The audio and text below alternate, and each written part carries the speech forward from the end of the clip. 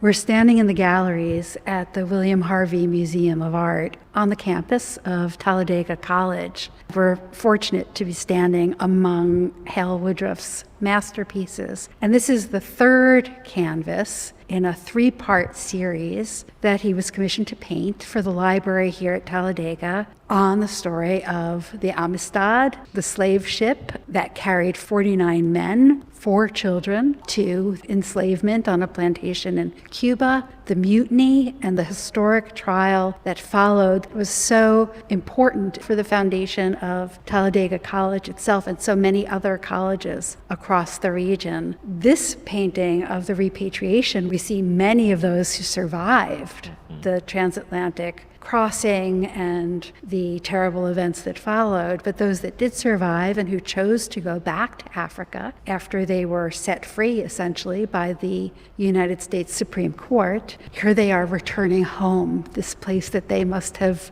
longed for in their hearts for so long. We have Sinkay at the center as the leader, as the teacher, in company with the other 2 missionaries who were there as his comrades, with a mission towards the establishment of societies that would further empower the Mende people, understanding that they could not do that work alone.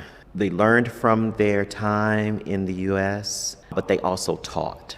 They stay in Africa with the intention to build better society together. And one of the things that strikes me is that we have white figures and black figures who seem as though they're working for common purpose. We see the dignity of the returning Africans to their homeland. The gentleman with the red vest kneeling, freed from this mental and emotional torment that he had endured, and then now at home. In the center, in the heart of the canvas, is the sky and clouds and birds, and the 2 central figures are on either side of that. Below that, the excitement of the figures who are returning home. But I'm so aware of the ocean that separates Africa from the Americas, that separates these 2 cultures that are so far away and yet so joined together in this cycle of violence that many of the men here have begun to undo. Woodruff is painting a story of hope and optimism, that now there's a serene scene, birds, the ocean, the soil, even at the far end, the bird of paradise.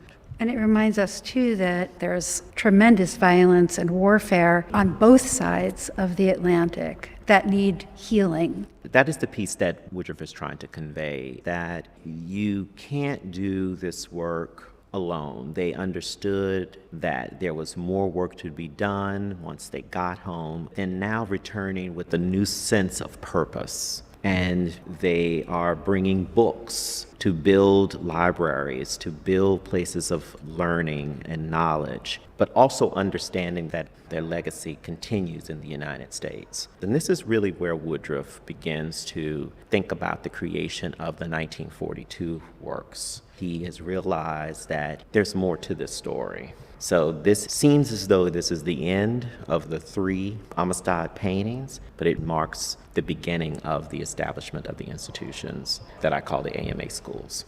Fisk University, Berea College in Kentucky, Hampton University in Hampton, Virginia, Lemoyne-on College in Tennessee, in Memphis, Strait University, Tougaloo and Strait have one president that goes between both of those institutions. These murals tell the story of that 1839 incident, but it also tells the story of the establishment of the college, so that these colleges are not seen as these one-offs. They have their own individual histories, but I want to emphasize that they are connecting all of these human rights activists. Adam Beidel, who is this fierce human rights activist, in conversation with Dr. King. He's here at Talladega, and then later in 1960, he becomes president of Tougaloo. And these murals tell the story. It is Buell Gallagher and George Crawford's vision that Talladega becomes the memorial to all of them. It is the only institution of all of the institutions that were established by the AMA that visually depicts the history of the founding of these institutions.